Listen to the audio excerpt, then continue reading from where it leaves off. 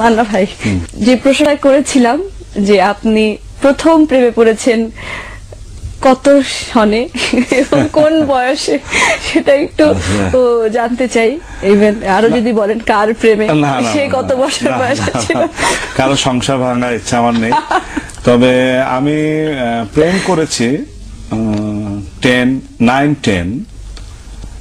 একটা মেয়েকে ভালো লাগতো, আমাদের একদম স্ট্রেট বলছিলাম, শুনেন আপনাকে আমার ভালো লাগে, আপনাকে আমি ভালোবাসি। তখন সে আমার দিকে তাকিয়ে সে ফিল করেছে, এখন বলে থার্ড ক্লাস ছেলে, এটা কি বলে এইভাবে।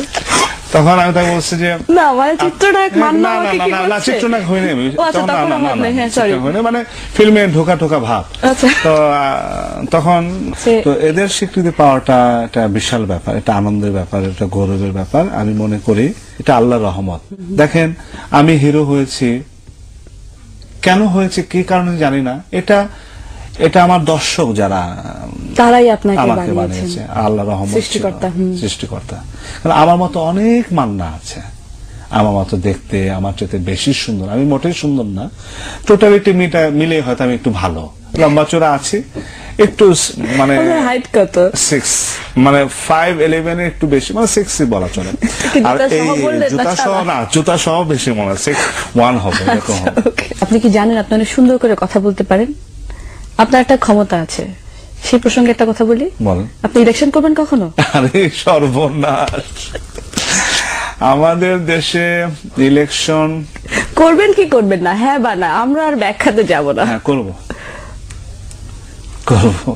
That's good. টুডে টুমরো ইচ্ছা আছে, তবে সেই ইচ্ছাটা হচ্ছে একদম সেবামূলক, মানে কিছু করণীয়। ওকে মানব ভাই, আমরা আমাদের অনুষ্ঠানের একদম শেষে এসে পৌঁছেছি। আমাদের কিছু প্রশ্ন আছে, সেই প্রশ্নগুলোর কিছু উত্তর আপনাকে দিতে হবে। ওকে, শুরু করি। নিজেকে অভিনেতা হিসেবে কত নাম্বার দিবেন 10-এ? 0। আমরা এটাকে বিনয় হিসেবে ধরে নিলাম। আপনার স্বপ্নের নায়ক? রাজ্জাক। স্বপ্নের নায়িকা? স্বপ্নের নায়িকা সেরকম কেউ নেই।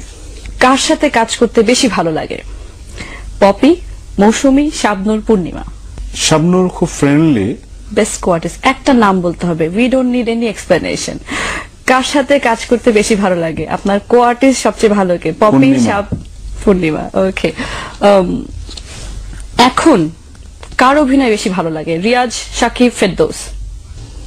ফেরদৌস। ওকে, প্রেমের সংজ্ঞা কি? প্রেমের কোনো সংজ্ঞা নেই, তবে আমি মনে করি অনুভূতি। আপনি 10 বছর পর নিজেকে কোথায় দেখতে চান? ফিল্মে। ফিল্মে। ওকে, কতদিন বাঁচতে চান? বাঁচার অনেক ইচ্ছা, তবে ভাগ্যে কি আছে জানি না। ওকে, লাস্ট প্রশ্ন, কি ভয় পান? ব্ল্যাকমেইল। ব্ল্যাকমেইলিং। ওকে, বিশ্বাসঘাতকতা যে করে, মানে থাকে না, দুর্বলতার সুযোগ জিতে নেয়। আপনাকে অনেক ধন্যবাদ। নানা ভাই, আমরা আমাদের অনুষ্ঠানের একদম শেষের দিকে চলে এসেছি। ছোট্ট একটা প্রশ্ন এবং ছোট্ট একটা উত্তর চাই, এবং তার সাথে ছোট্ট একটা রিকোয়েস্টও আছে। সবকিছু ছোট ছোট?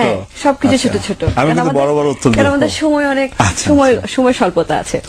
আগামী ঈদে মুক্তি পাচ্ছে আপনার প্রযোজিত একটি ছবি, সেটা হচ্ছে মনের সাথে যুদ্ধ। সেখানে জেমস একটি গান গেয়েছেন। জেমস গান গেয়েছে। আমরা সেই গানটি আপনার কাছ থেকে শুনতে চাই। তার আগে আমি দর্শকদের কাছে একটু বিদায় নিয়ে নিচ্ছি। সুপ্রিয় দর্শক, আজকের আমার আমিতে যে অতিথি এসেছেন চিত্রনায়ক মান্না, তার অজানা অনেকখানি তথ্য আপনাদেরকে জানাতে পেরেছি, এবং সেই সাথে তার মনের কিছু সত্য কথা, তার মনের কিছু অপ্রকাশিত কথা আপনাদেরকে অবশ্যই জানাতে পেরেছি। আমাদের অনুষ্ঠান কেমন লাগলো জানাবেন। দেখা হবে আপনাদের সাথে আগামী সপ্তাহে। আসবার কালে আসলাম একা, যাইবার কালে যাব একা, মাঝে মাঝে মনরে বলি, চক্ষু মেলা কি দেখলাম, মন বলে দুনিয়াদারি, ছক মারি এক খেল, পৃথিবীটা মানুষেরই, 2 দিনেরই এক গেল।